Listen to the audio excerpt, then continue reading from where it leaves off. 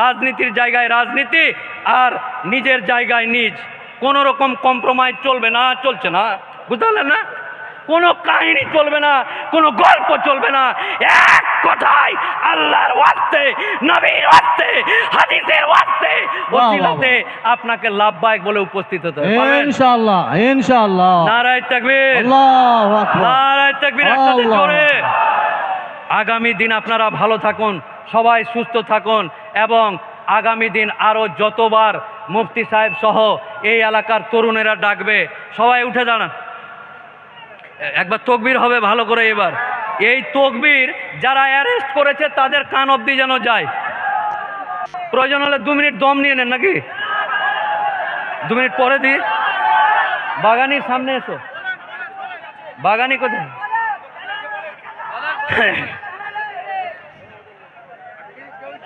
নারে রিসালাত, 2 হাত তুলে। অনেকে মঞ্চে এসে দেখে না বলে 2 হাত তুলিয়ে বলে না, এরা টিভি টাওয়া দেখেনি নাকি, উমুক তুলিয়ে দিয়ে সে জোরসে বলিয়ে বলে।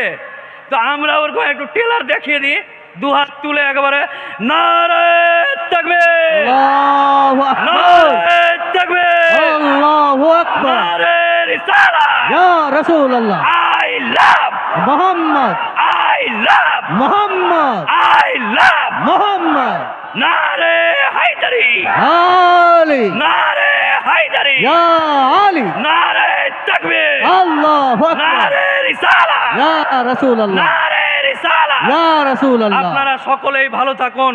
এই এলাকার মানুষের, হে আল্লাহ, আমরা কোন মাটিতে বাস করছি, 1 মিনিট, আপনারা কোন মাটিতে বাস করছেন বুঝতে পারলেন? চাচাজি বুঝতে পারেননি? আপনি বেঁচে আছেন, আপনাকে যদি আমি এখন গাল দিই, আপনাকে যদি এখন মুখের ভাষা খারাপ করে গাল দিই, আপনার গায়ে লাগবে যে এত বড় উকিলটা কী রে মুখের ভাষা খারাপ করে গাল দিচ্ছে? তো আপনাকে যদি গাল দেয় আপনার গায়ে লাগে। কিছুদিন আগে বেলডাঙ্গার বুকে এই পুরে কায়নাতের মালিক, এই 7 আসমানের মালিক, আরশে আজিমের মালিককে শুধু গাল নয়, একদম লাইট বোর্ডে টাঙিয়ে দিয়ে অভিশপ্ত খারাপ কথা লিখেছিল মহান আল্লাহ তাআলার নামে। আচ্ছা, কালকে যদি আপনি মরে যান, আপনাকে আল্লাহ জিজ্ঞাসা করবে না, এই ইসমাইল, এই জয়নাল, এই কুদ্দুস, এই রাজ্জাক, এই আফজাল, এই মুস্তাফা, এই ইয়াসিন, তুই বেঁচে ছিলি, জান্নাত নিতে এসছিস, তুই বেঁচে ছিলি, আমার নবী তো দূরের কথা, আমার নামে যারা খারাপ কথা বলেছে তোর ভূমিকা কি? আপনি বলবেন না, আমি আমার বেটা স্কুলে পড়ছিল ওই জন্য আমি যেতে পারিনি, না না না, ওই আমার বউকে ডাক্তার দেখাতে যাবো ওই জন্য যেতে লা পারিনি। হাওলা ওয়ালা কুওয়াতা। হে আল্লাহ, প্রত্যেককেই বলছে এই মহান পবিত্র জায়গা থেকে, হে আল্লাহ, তাদের ভুলের কারণে বীরভূমের মাটি থেকে তুমি তাদের রহমত উঠিয়ে নিও না আল্লাহ।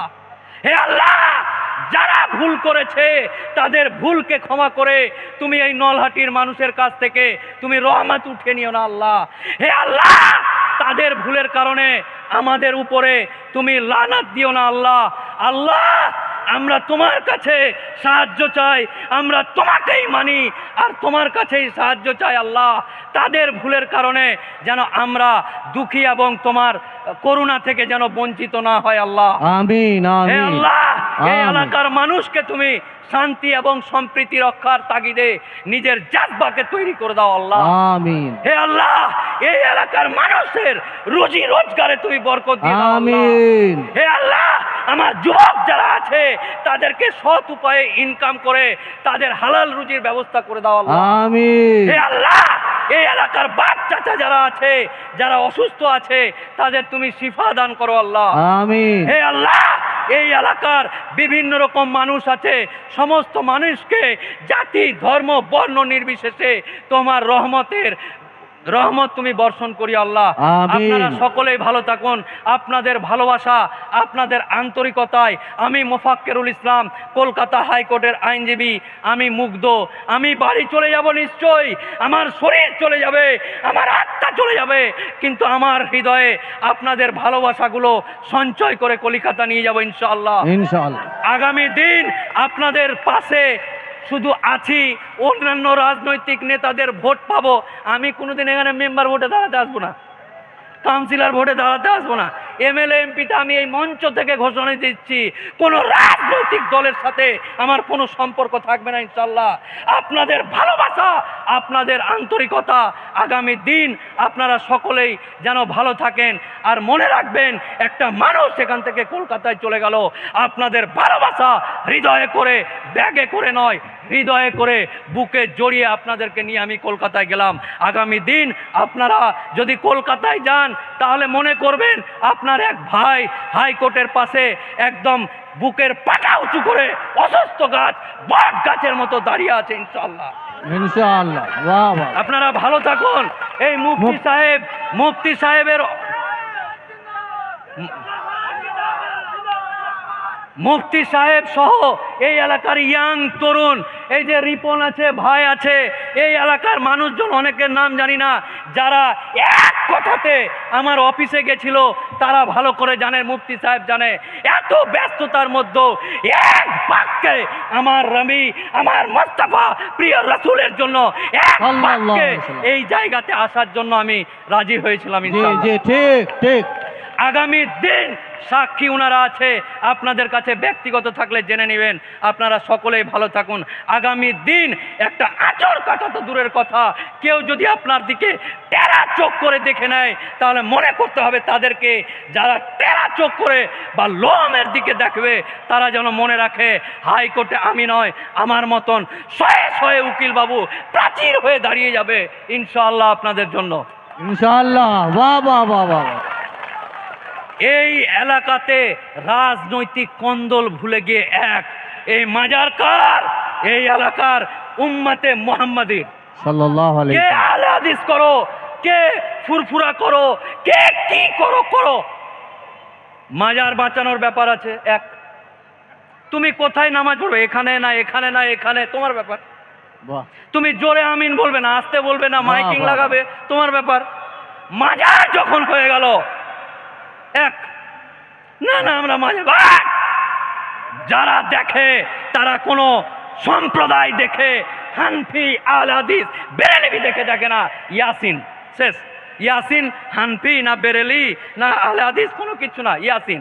আর আপনারা যদি এক থাকেন, আচ্ছা আজকের দিনে, আজকের মাটিতে, আজকের জায়গাতে এইখানে একটা বাইক রেখেছিল, যদি বাইকটা ধাক্কা দিয়ে পড়ে যায় আর কেউ যদি বলে ওই ওই ওই ওই বাইকটা কেন ফেললি, আর আপনারা যদি বলেন এখান থেকে ওই শেষ, খেলা শেষ, বুঝতে পারলেন না? একতার যা দাম আছে, আমরা যদি মনে করি আমার রাজ্যের মুখ্যমন্ত্রীকে 5 মিনিটের মধ্যে এখানে আনতে পারবো, যদি বলেন কিভাবে, আপনি কি তৃণমূল করেন নাকি? না, তৃণমূল করি না আমি না, আমরা এই যে উম্মতে মুহাম্মাদি যারা আছে, যারা ইসলাম ধর্মাবলম্বী মানুষ আছে, যদি মন গড়ন করে বসলাম, আসবেন তারপর যাব, এখান থেকে উঠবো না, কোনো স্লোগান নাই, কিচ্ছু নাই, উঠবো না বলাতেই রাজ্যের প্রশাসনিক প্রধান মমতা ব্যানার্জি আসতে বাধ্য হয়ে যাবে। কেন? এসে বলবে এ ভাই ইলিয়াস কি হয়েছে, উঠ না, না উঠবো না, উঠ না, উঠবই না। আপনারা যদি সবাই আজকে এখানে উপস্থিত হতো নলহাটির, যদি মনে করতাম দেশের মাননীয় যশস্বী প্রধানমন্ত্রী নরেন্দ্র মোদী সাহেবকে ওখানে আসতে হবে না, আমরা ঝগড়া করার কথা বলছি না, লাঠি নাদনা দিয়ে মারামারির কথা বলছি না, সব একত্রিত হয়ে নলহাটির রাস্তাতে যদি ভদ্র মানুষের মতন, আমরা রোজা করা মানুষ, পেটে গামছা বেঁধে চল বসে গেছি, কোনো স্লোগান নাই, মিটিং নাই, মিছিল নাই, কিছু না। কেন রে বাবা উঠবি না? থানার ওসি আসবে, উঠেন উঠেন, না না ওই আমাদের দেশের কে প্রধানমন্ত্রী আছে না কি, ডাকেন তারপর, না না আপনাদেরকে লাঠি চার্জ, আরে যা পারবি কর। যদি সবাই এক থাকি তাহলে দেশের 1 নাম্বার লোককে এখানে নিয়ে চলে আসবো। আপনারা জেদ লাগান, আপনারা চ্যালেঞ্জ লাগান যে আপনারা একসাথে আছেন, তাহলে 5 মিনিটের মধ্যে মুখ্যমন্ত্রী আসবে। কিন্তু আমরা এক নাই, এখনই বলবে যে আমার খিদা লেগে গেছে, খুব খেয়েই আসছি। কে বলবে বাইকটা ওখানে রেখেছি, চুরি হয়ে গেছে নাকি, যাই থেকে আসি। এই যে বাইক দেখা, বউয়ের ডাক্তার দেখা, ছেলেকে ভর্তি করতে যাওয়া, আর এই হয়ে যাওয়া, এই যে একতা, তাই যখন ভালো করে বোঝেন, একদম একটাই কথা, যখন জাত কম ধর্ম, দেশ, রাজ্য, জেলা, বীরভূম, নলহাটির কথা আসবে এক, এক কথাই এক। না না না, কোন মুফতি সাহেব ডেকেছে, ওটা তো ও সিপিএম, এ যে মনে হয় একটা সিপিএম ঘেঁষা লোক, এটা মনে হয় তৃণমূল ঘেঁষা লোক, এটা মনে হয় কংগ্রেস। অত ঘেঁষা ঘেঁষি দেখে আজ অব্দি আপনার বাপও কিছু করতে পারেনি। তাই ঘেঁষা ঘেঁষি বাদ, ডেকেছে যেতে হবে। কিসের কথা ওখানে, কে ডেকেছে না, কিসের কথা, আল্লাহর কথা, চলো। কিসের কথা, মাজারের কথা, চলো। কিসের কথা, কবরস্থান, চলো। মসজিদ, চলো। এক। আবার এসে নিজের নিজের মতন করে রাজনীতি করেন, নিজের নিজের মতন করে মৌলভী সাহেবদেরকে ডেকে নামাজ রোজা যা আছে পালন করেন।